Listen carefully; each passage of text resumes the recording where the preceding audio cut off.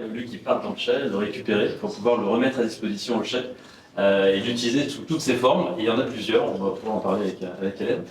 Donc là, c'est une photo qu'on a du chai à la tour. Voilà, donc c'est ce système en PVC là, qui permet en fait de connecter chaque cuve individuellement pour s'assurer qu'on capte le CO2 proprement sans interférer sur la fermentation. On parlait de fermentation tout à l'heure, donc il n'a surtout pas interféré, on laisse ce ciel gazeux dans la cuve, on a juste récupéré l'excédent de CO2, en sachant qu'on estime qu'un hectolitre de vin blanc génère 6 kg et un hectolitre de vin rouge 8 kg. Donc on va bien sûr sur le vin blanc récupérer à peu près 80%, sur les vins rouges plutôt 50-60% parce qu'il y a ces fameuses phases de remontage ou d'extraction, même si elles sont plus courtes. Et donc on va, suivant l'écart, récupérer entre 50-60%, parce que la nuit généralement sur le rouge, on n'ouvre pas les cuves, il n'y a pas de remontage. Il faut cliquer là. Ici. Ici. Donc la société s'appelle W Platform. En fait, on est vraiment spécialisé dans la captation des effluents gazeux. Et grâce à l'expérience de Jean-Philippe, que tu connais depuis plus de 10 ans, voilà. Et Jean-Philippe donc, travaille sur la captation du CO2 depuis plus de 10 ans dans le secteur viticole. Donc on a d'abord développé une offre pour le secteur viticole. Château Latour était notre premier camion sur lequel on a pu faire des essais en 2022 ou 2023. 2019 avec Jean-Philippe. Et après, on a déployé aussi sur le secteur brassicole parce qu'ils fermentent également et ils carbonatent leur bière. Et donc aujourd'hui, on leur permet de récupérer, d'être autonome finalement dans la consommation de CO2 et on se lance dans la méthanisation. Voilà. On a 3 minutes. Ah, c'est le mauvais sens, coïncidence. Donc société donc, créée en 2021, on sommes basés à Bordeaux, nous sommes une dizaine de personnes, on a aussi maintenant une équipe en Nouvelle-Zélande et en Australie. On a bénéficié du fonds Déméter qui est présent pour nous aider dans notre développement. Et les objectifs auxquels on répond, ce sont ceux-là. Premier, réduire vos achats de CO2 d'origine fossile, première chose, donc que ce soit de la gaz, ou de la neige, ou de la carboglace. Réduire votre empreinte carbone, et puis on a développé pas mal d'usages, on en parlera tout à l'heure, mais globalement, voilà, on peut facilement produire sa propre pellet, produire sa neige, et voire réduire son degré d'alcool. Et alors pour ceux qui ne sont pas capables d'investir dans la captation dans la valorisation, si vous achetez du CO2 d'origine fossile, s'il vous plaît, cette année, réservez du CO2 d'origine bio, parce que sur cette propriété, on est excédentaire, et donc ils sont prêts à le mettre à disposition pour revendre à moindre prix à leurs voisins pour pouvoir bénéficier du CO2 fermentaire. C'est une plateforme en ligne, plateforme CO2 bio, assez simple à trouver. Je veux dire, elle est pas simple à éliminer. Donc aujourd'hui, on a travaillé avec plus de 20 propriétés viticoles en France, à Bordeaux, mais aussi en Champagne et dans le monde. Voilà. Merci. Merci à toi. Travailler sur d'autres techniques avant, notamment de la désinfection, de la désodorisation. Et donc on a commencé à discuter sur la captation, et nous on avait des petites problématiques d'espace en fait autour du chai et de problèmes esthétiques pour mettre en place une structure qui est relativement importante si on faisait la première opération que faisait Jean-Philippe, qui était la captation pour fabriquer du bicarbonate de potassium. Et donc j'ai attendu un peu qu'il micronise son système pour pouvoir en effet l'intégrer en termes de prototype dans le chai. Donc on a fait un peu de bicarbonate de potassium entre 2019 et 2020.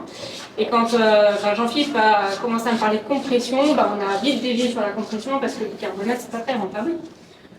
Donc voilà, donc depuis 2020-21, on a le compresseur.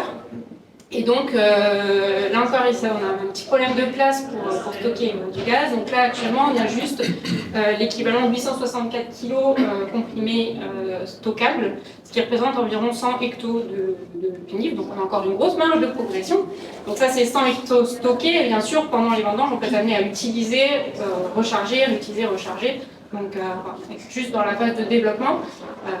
Donc là, on est plutôt dans une phase d'appropriation du système, de découverte. On a quand même dû régler un paquet de problématiques avant de voir quelque chose de stable et donc de commencer les premières applications.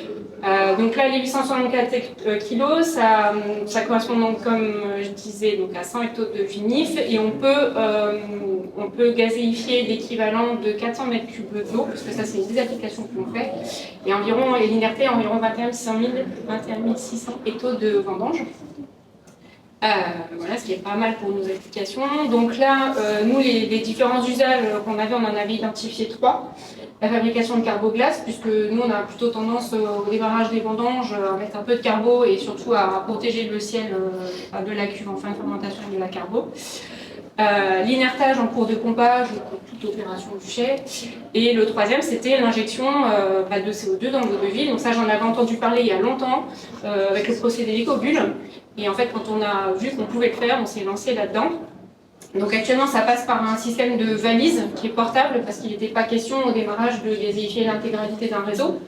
Donc on est parti plutôt sur des phases d'essai. C'est pour ça que, bon là, on voit les photos, c'est esthétiquement parlant, on peut en parler, mais donc on est plutôt en effet sur la captation avec beaucoup de PVC, et donc la distribution, on est sur du tuyau PE, de pression. Mais en effet, quand on aura avancé un petit peu plus dans la démarche, on imagine intégrer ça de manière plus propre, on va dire plus esthétique dans le marché. Donc là, ce qu'on est le plus en train de développer, comme je disais, c'est la partie CO2 water, donc l'injection de gaz dans l'eau de ville. Donc les premiers essais qu'on a fait, on montre qu'en fait sur un nettoyage à la soude, on peut réduire de 30 à 50% de notre consommation d'eau. Donc l'idée, c'est qu'en gazéifiant, on diminue le pH et donc on revient plus vite à la neutralité. Là, l'idée, c'est sur la campagne qui arrive de vraiment faire une grosse campagne de travail dessus. On a mis un petit peu de temps à développer quand même la valise. Pour qu'en termes de confort de travail, ce soit plus agréable. Parce que non, les déchets, il faut monter, descendre la valise, et donc du coup, en termes de confort pour les gars, c'était pas terrible. Donc l'année dernière, on a encore fait des petites adaptations ergonomiques. Donc là, c'est vraiment l'objectif de la campagne, c'est de travailler pour voir vraiment en termes de mètres cubes combien on diminue. Sur la partie inertage, on est parti un peu vite, je pense, au démarrage, à vouloir comprimer et redistribuer. Donc on a un réseau de redistribution à 80 bars actuellement. Donc l'idée, c'est qu'on est parti sur l'usage du tromblon, on était parti sur plein d'idées. Et ça sera dans les précos, c'est bien se poser avant pour savoir ce qu'on peut faire exactement. Et donc là, on est en phase plutôt de retravail sur toutes les phases d'inertage pendant notre process, c'est-à-dire à chaque moment où je veux inerter, quelle est la meilleure technique. Parce que nous, on a l'azote, on fabrique notre propre azote ici à partir de l'air. On a l'azote, on avait installé, c'était prédictif, mais il y a environ une dizaine d'années, un système de mélangeur CO2 azote qu'on n'avait jamais utilisé. Et là, en fait, ça y est, on va commencer à l'utiliser cette année, donc on a la possibilité de faire l'équivalent légal 12 et également CO2. Donc là, l'idée maintenant, c'est à chaque étape du cycle d'essayer de déterminer avec les équipes, avec le maître de chai, qu'est-ce qui est le plus simple à utiliser et le plus performant. Déjà, on a vu en inertage de cuve, en montage de vin en cuve pour une mise, que le CO2, on arrivait beaucoup plus vite avec des petites doses d'oxygène dissous, contrairement à l'azote. Donc en fait, c'est comment on peut utiliser ces différents gaz et ces différents mélanges. Ça, c'est aussi l'objectif de la campagne qui arrive. Sur la partie pelée, ça a été un petit peu laborieux aussi. Première année, on n'avait pas la bonne machine en termes de débit. Alors Mathieu expliquerait mieux que moi, mais l'année dernière, on a pu en faire un peu. Et en fait, on se rend compte finalement qu'on n'utilise pas le côté froid du pelé, on l'utilise plutôt pour son côté pratique. Et donc finalement, il y a peut-être d'autres méthodes d'inertage, balayage ou de tromblon qui pourraient peut-être être aussi efficaces pour nous, puisque finalement le froid du pelé ne nous intéresse pas. Donc on va peut-être mettre de côté un peu cette application-là. Donc en fait, dans mes recommandations, en fait, c'est déjà qu'il faut avoir de l'espace. Il faut savoir dès le début où vous allez mettre chaque élément. Là, actuellement, du coup, on est bridé par le fait que nous, c'est dans la chaufferie qu'on a nos cadres de bouteilles et qu'on ne peut pas étendre le système. Donc c'est vraiment bien poser les espaces, bien poser les schémas de distribution et surtout poser ce que vous voulez faire en fait.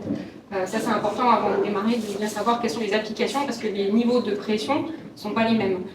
Donc là, en fait, pour aller plus loin maintenant, on va plutôt partir sur de la détente et essayer d'avoir un réseau moins en pression, parce que aussi en termes de sécurité, c'est moins contraignant. Donc ça, c'est les points importants. Et puis d'impliquer les fonctions support, donc tout ce qui est la partie informatique, et puis les services généraux, c'est important aussi parce qu'on les a mis un peu tard dans la boucle. Et du coup, il y a quand même beaucoup de connexions aussi, de captation de données. C'est important que la partie informatique soit à la boucle.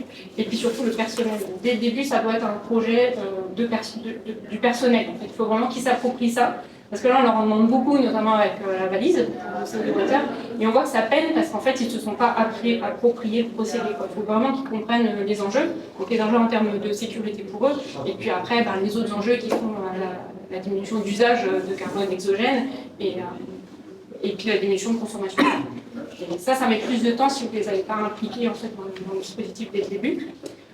Pour revenir sur la pression, donc, on avait fait le choix, comme je l'ai dit, de passer sur un réseau de distribution à 80 bars. Il faut juste se rendre compte de ce que ça représente d'avoir en fait un réseau de 80 bars en CO2 qui circule dans tout le chai, donc surtout en réseau temporaire.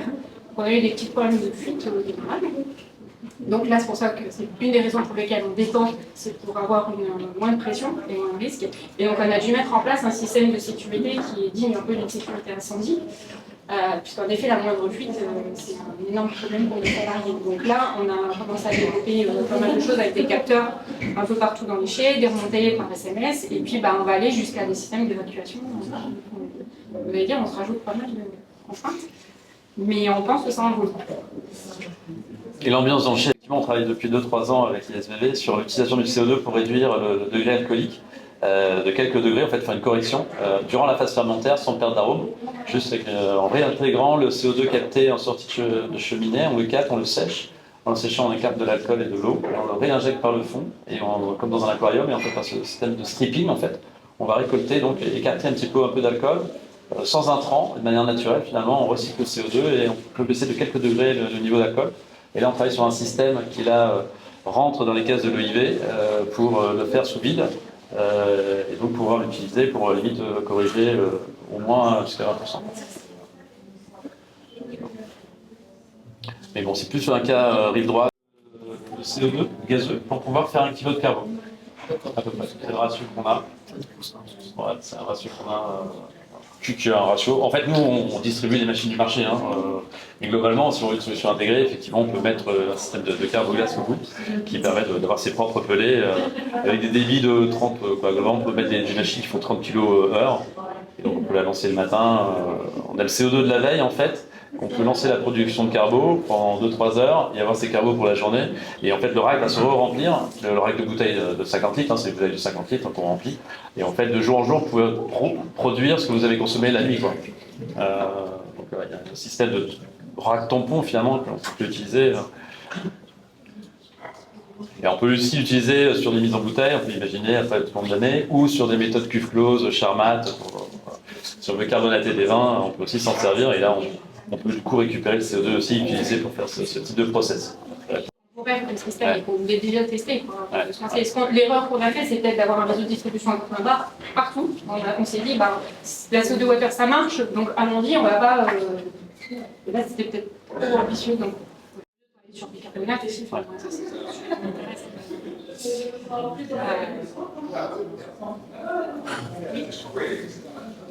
sur l'intérêt d'avoir son propre CO2, c'est quelque chose que vous aviez pensé, qui joue dans les choix, c'est-à-dire le fait de ne pas dépendre de ça exogène, des factures qu'il peut y avoir, ou avec des hausses de prix, ou quoi. Oui, alors après, on n'avait pas pensé aussi loin, mais c'est vrai que le fait de pouvoir être.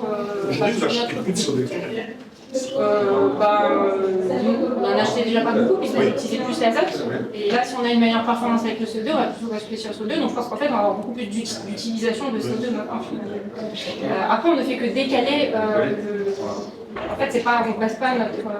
Si on va baisser notre usage, on consomme moins d'exogène, mais par contre, on ne fait que décaler la consommation de notre propre, ou l'évacuation de notre propre CO2. En fait, sur le bilan carbone, ça. Oui, non, je pensais pas au bilan carbone, je pensais plus une question d'indépendance, d'autonomie. Oui, ça, c'est un peu l'idée. On a cette source-là, comme d'autres, comme les sarments, comme d'autres choses, donc c'est un peu dommage de ne pas s'en servir. Mais c'est quand même assez conséquent. Oui. Démonter, effectivement. Mais mettre un réseau de captation, c'est vraiment simple. Par contre, quand on en met un, il faut vraiment faire attention à l'interface entre le collecteur et la cuve pour que le CO2 d'une cuve ne vienne pas polluer une autre cuve. Ou de la même manière, pour ne pas enlever le CO2 qui vient, le ciel. Quelques repères à prendre en compte pour mettre en place ce type de réseau, mais une fois qu'on a bien validé le dimensionnement, c'est vraiment simple à déployer.